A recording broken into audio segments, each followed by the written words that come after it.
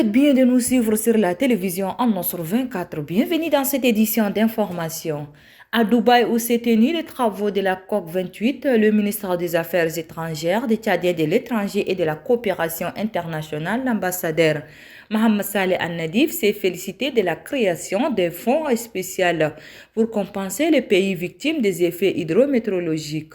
À ce sujet, suivez un extrait de ses propos au micro de nos confrères de la présidence de la République. Félicite de la décision historique de la COP 27 de créer un fonds dédié pour compenser les préjudices enregistrés par les événements hydrométéorologiques. Le Tchad appelle à son opérationnalisation rapide avec un accès direct pour les pays vulnérables sur la base des dons et subventions. Par ailleurs, le Tchad demande l'appui à la mise en œuvre des systèmes d'alerte précoce et des systèmes d'information climatique robustes afin de prendre des mesures appropriées et rapides pour protéger les vies, les moyens de subsistance et les infrastructures.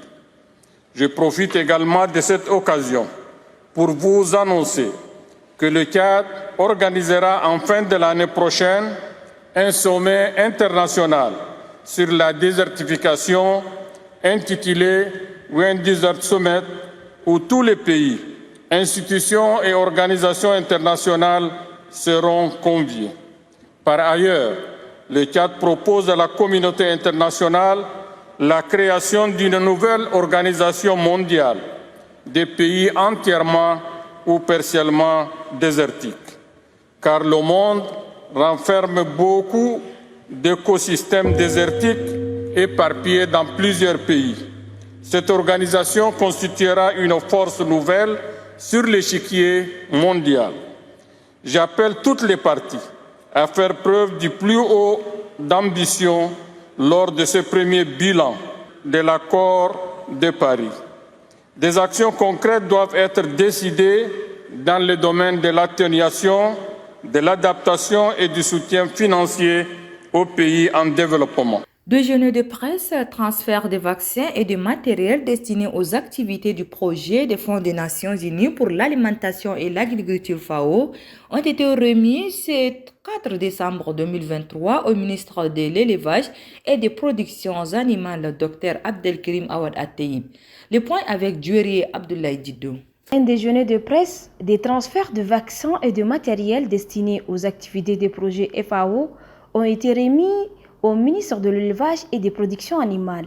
Le représentant de la FAO, Marc Mangoussou, dans sa politique et stratégique d'accompagnement du gouvernement tchadien et de soutien à l'agenda 2030, a remis ces kits d'élevage dans le but de reconstituer le cheptel considéré comme un capital productif et générateur de revenus.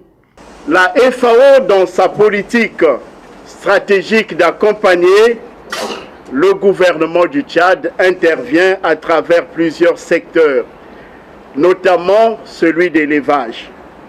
C'est ainsi que le nouveau cadre de coopération des Nations Unies, aligné sur le Programme national de développement du Tchad et aussi le CPP que nous sommes en phase d'adopter cette semaine, voudrait répondre positivement à la politique du Tchad en matière de recherche de solutions et aussi le développement sur les priorités basées du Tchad dans votre plan national de développement PND 2024-2028 à travers le cadre de programmation pays de la FAO 2024-2026. Le ministre de l'Élevage a exprimé sa gratitude envers la FAO pour ses financements importants et a souligné l'importance de ces kits d'élevage pour le développement du secteur.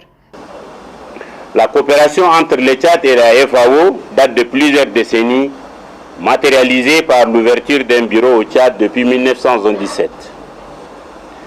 Avec le ministère de l'Élevage et de Production Animale, la collaboration par ailleurs très fructueuse remonte à plusieurs décennies.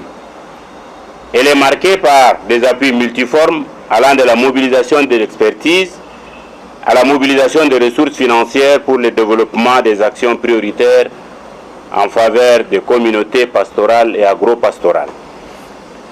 Le soutien de la FAO est perceptible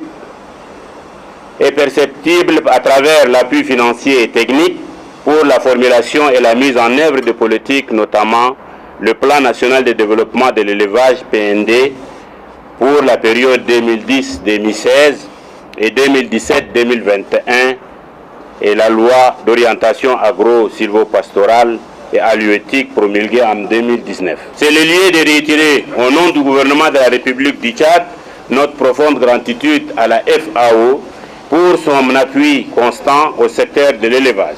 Une signature du procès verbal de transfert a eu lieu, suivi de quelques questions posées par les journalistes à la FAO et au ministre de l'Élevage. La cérémonie s'est achevée par une photo de famille.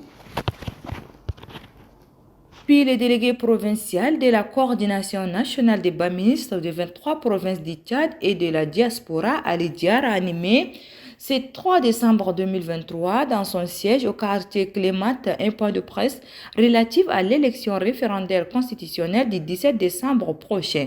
Suivez un extrait de ses propos au micro de notre reporter Omar Mohamed Ida. De 23 provinces et de la diaspora, chers compagnons du mouvement patriotique du Sali, MPS, avant tout mes propos, recevez mes meilleurs vœux le plus sincère pour le 1er décembre 2023. Camarades, chers bas ministres, aujourd'hui nous sommes ici ravis de nous retrouver au sein de notre bureau de la délégation nationale du bureau Bamina Assas. À cette cérémonie est organisée pour expliquer de notre manière le référendaire qui pointe à l'horizon. Je vous invite à voter oui pour tous les militants ministres de 23 provinces et de la diaspora. C'est avec cette page culturelle que se referme cette édition. Merci de l'avoir suivi. Au revoir et à demain. Bonne suite de programme sur la télévision en 24. Merci.